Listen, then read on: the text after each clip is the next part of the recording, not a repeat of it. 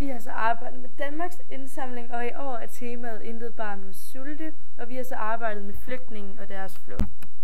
Hvad er en flygtning? En flygtning er en person, som får godkendt sin ansøgning om asyl. Antallet af flygtede børn uden forældre i verden er steget fra 15.600 børn i 2010 til 25.300 i 2013. Og der er en god sandsynlighed for, at negativ rekord bliver slået. De fleste børn, der er på flugt, kommer fra Sudan, Eritrea og Syrien. Der er 3 former for flygtninge. Krigsflygtninge, det er personer, der får asyl på grund af krig i deres hjemland, og Danmark er på grund af vores tilslutning til FN's flygtningekonvention forpligtet til at beskytte personer, der flygter fra krig. Så er der konventionsflygtninge. Det er personer, der flygter, fordi at vedkommende enten bliver forfulgt på grund af religion, nationalitet, race eller andet. Kvoteflygtninge er personer fra lande, hvor befolkningen ifølge FN er udsat for eksempelvis vold og politisk uro, og de kan også opnå status som flygtninge i Danmark.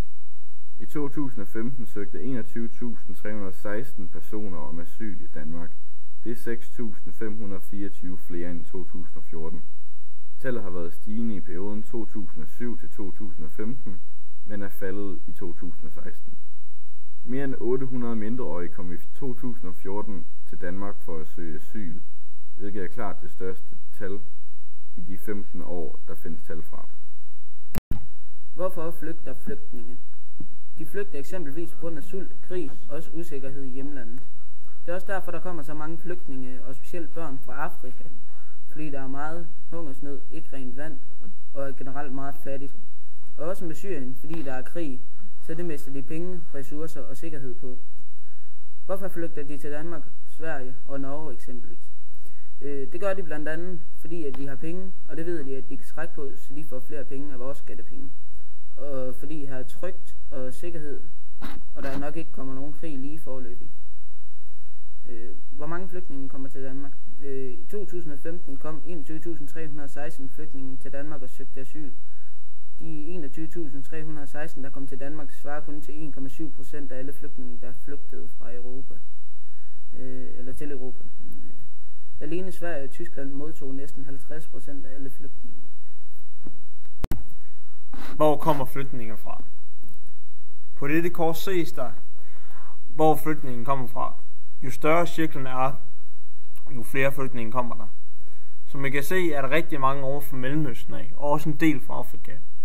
De fleste fra Mellemøsten kommer højst sandsynligt på grund af krig og uro i landet, og folk fra Afrika kommer højst sandsynligt på grund af, at de lever under nogle dårlige forhold. På dette kort ses, hvor flygtningene hen af. Som I kan se, her er der også en del prikker nede omkring Mellemøsten og Afrika. Det er fordi, at de fleste folk, når de flygter, så flygter de over til nabolandet på grund af, at så høves det ikke en lang flugt til for eksempel Danmark. Men så er der også en del i Danmark i forhold til, hvor mange flygtninge, der kom fra Danmark.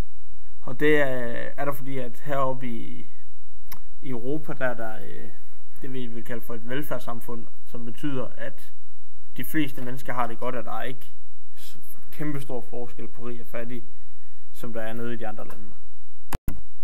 Hvor kommer flygtningene fra? På kortet her ses.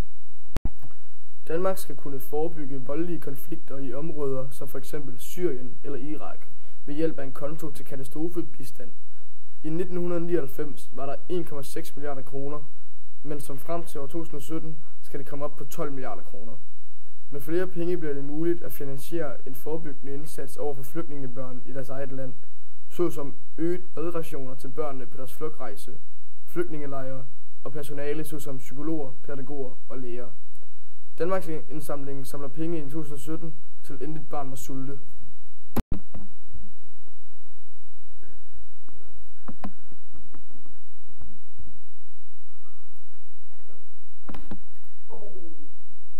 Konsekvenser. Flygtningens rejse. Der er mange flygtninge, der sejler i flygtningebåde over Middelhavet. I 2014 var der 207.000, der forsøgte at krydse Middelhavet. Heraf døde der 3.419. Folk forsøger stadig at krydse Middelhavet, også selvom de godt ved, at de kan dø. Hvad vil der ske, hvis der kommer rigtig mange flygtninge til Danmark? Vi vil få mindre plads. Danmark vil have færre penge til hospitaler, skoler, veje og sådan nogle ting.